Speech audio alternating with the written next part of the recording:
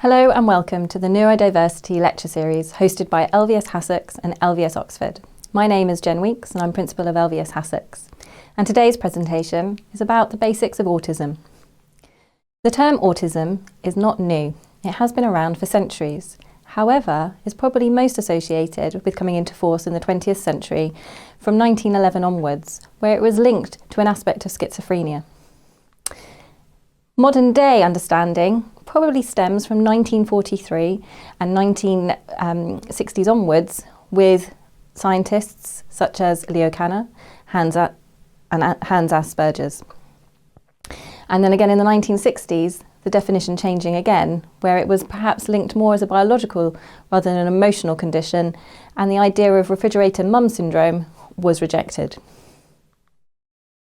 In terms of a diagnosis of autism, over the last decade, the DSM-5 version and a dyad of impairments is now what is used as part of that process, where repetitive behaviours alongside impairments in social communication and interaction combined help form that diagnosis.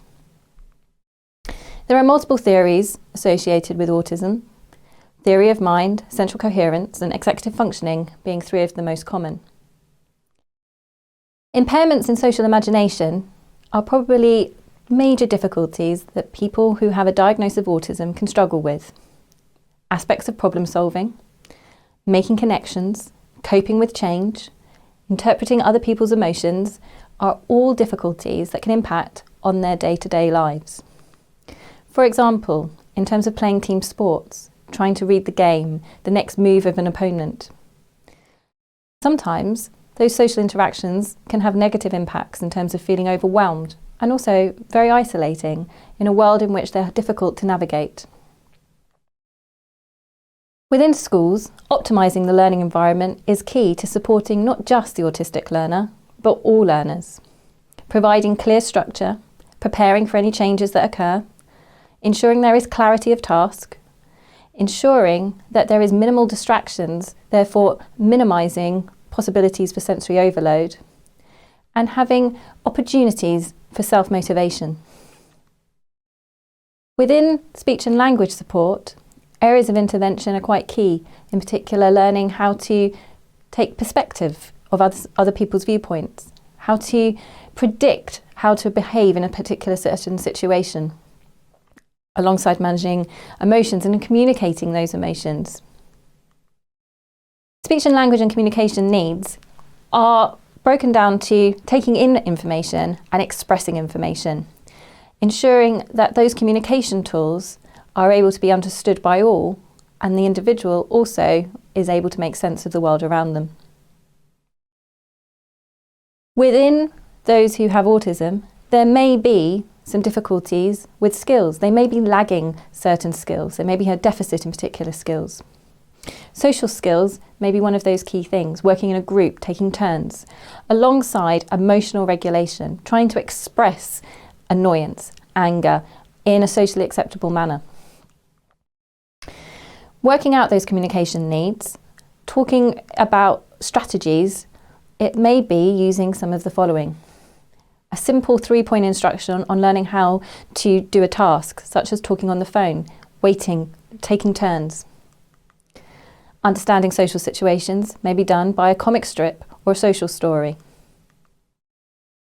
Comic strip conversations are a fantastic tool to be used.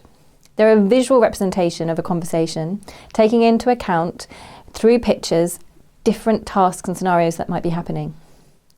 It might be enabling that individual to be able to prepare, take perspective, and not feel so overwhelmed about a particular incident. Learning with the student, doing comic strip conversations, can help them in a number of scenarios, such as perhaps trying to repair a situation, making sense of a situation, thinking about how they would respond to that situation if it was to happen again. Alongside speech and language, there's also occupational therapy. Learning some skills for life, in particular emotional regulation, understanding perhaps how to cope with sensory needs, interpreting those sensory needs, are all areas in which occupational therapy can help, alongside, again, problem solving and preparing for the world beyond school. Emotional regulation is an American term and copyrighted, with a way of helping identify through colours those emotions for students to be able to identify. At LVS Oxford and LVS Hassocks, we've added the white zone as well, an idea of being able to express neutrality in terms of our facial expressions. Using the zones of regulation can help make sense for some students how to manage their own well-being and work out strategies to support them to get out of, let's say, the red zone, feeling angry, or how to move into the green zone when they are maybe feeling a little bit despondent, maybe feeling a bit unsure, maybe having anxiety, and understanding how strategies will help them cope with that situation. We all get nervous. It's how we manage those nerves so it doesn't impact negatively on our working life or our school life, our key. Alongside emotional regulation, activities such as sensory circuits can be really, really beneficial.